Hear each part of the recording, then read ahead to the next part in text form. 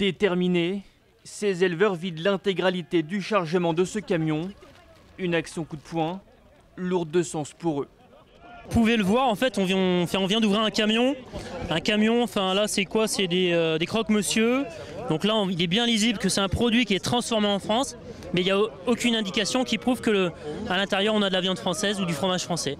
L'opacité de l'étiquetage du pays d'origine des viandes, c'est justement ce que dénoncent ces agriculteurs. Selon eux, tout est fait pour tromper le consommateur. L'origine France est galvaudée.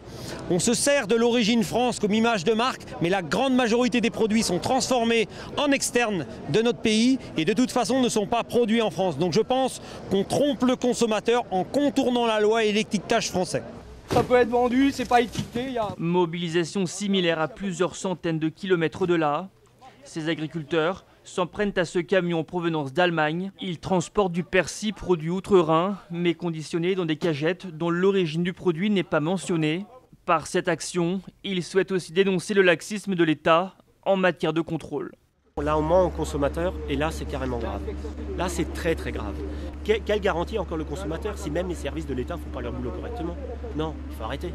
Au total, 400 camions étrangers ont été refoulés par les agriculteurs alsaciens.